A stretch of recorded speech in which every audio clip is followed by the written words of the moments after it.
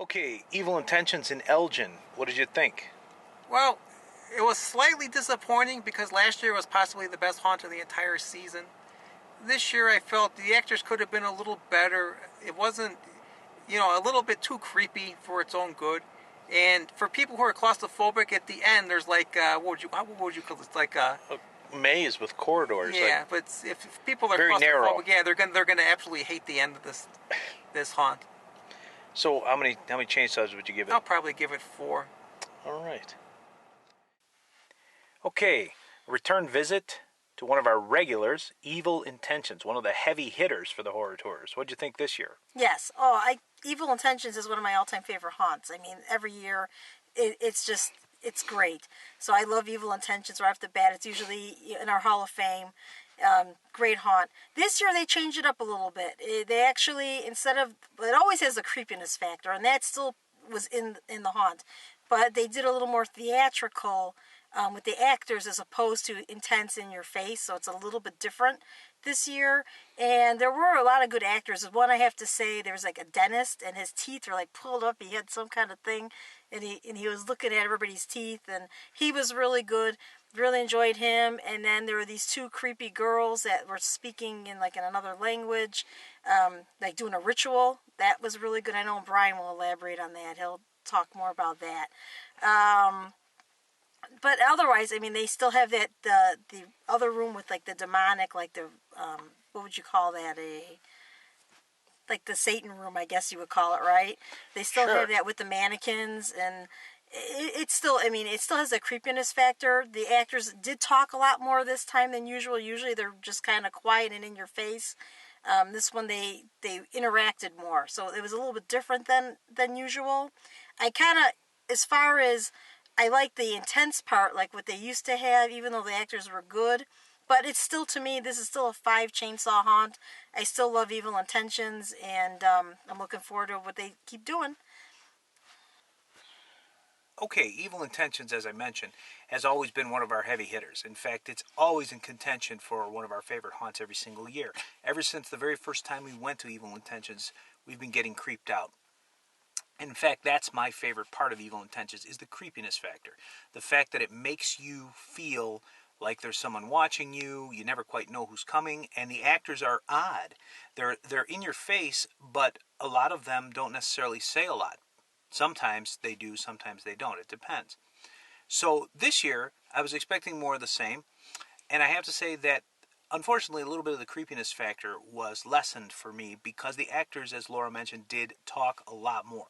This turned into more of a theatrical / storytelling type of haunt where the actors, at least in the first part in particular, would talk a lot to us and do different things and ask us different things and sort of engage with us. And I don't mind that necessarily, depending on the haunt, but at Evil Intentions, I expect more of the opposite. More of the actors don't say anything necessarily to you, but they're talking around you or making noise or guttural sounds or whatever they're doing, whispering, weird things like that. And there wasn't as much of that this year. There was more in the second half, which was more of my favorite part. I will say, in terms of favorite things in the haunt, the beginning of the haunt was a train ride. That was brand new. We're on a train, moving train, and you often see this, usually in the form of elevators or something when people are on. But this was a train. And sure enough, there's a hidden surprise in there where an actor isn't there and then all of a sudden an actor is. But even better than that, it happens more than once. That was really well done. One of my favorite parts of the entire haunt was the very beginning there. Further on, the second half of the haunt, you go outside after you hit what you think is the end. So unsuspecting visitors think maybe they're done, but they're not. They go out a door marked exit, but it's not the exit. It's just the exit to the next part of the haunt. That part originally used to be sort of a crypt / church scene, and it's always been very creepy. Well, it's been changed around over the years, but the first room now is a room where these 2 girls were in there speaking in tongues, whispering. There was a girl up on an altar talking, not necessarily to you, more to herself, but she was sort of spinning around as if she was possessed, saying all these things that you couldn't understand. And then out of the darkness in the corner, there was a girl that I thought wasn't real, but I wasn't quite sure. And that right there is probably the best creepiness factor in a haunt for me, is actors that may be real or may not, and you don't know, and you're torn between wanting to find out and wanting to get the heck out of there. So she was real, and she didn't come out until after I walked past her, and all of a sudden I looked back over my shoulder and she came rushing towards me speaking this weird language. Great. Fantastic. More of that, please. Additionally, as Laura mentioned, the mannequins, they're in the room where you don't know which mannequin is real, which one isn't, and there's usually always at least one real actor somewhere around, and we're told there were more than one, but we didn't necessarily experience that. We were with a lot of people. We kind of got bunched up and stopped, so we may have missed some of that.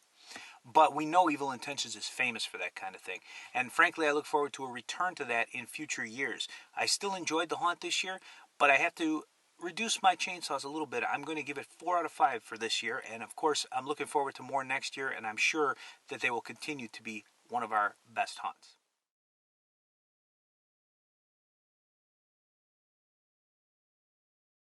It's still a fantastic haunt. Uh-oh, we lost our light. Start Blooper. over. I got the thing in the house. I should just pull it out. The what's that thing? The clapper? The clapper thing. Want me to go get it? No. You just have to... One of the hazards of being in a car. Okay. Now we're going to have music coming on. Hang on.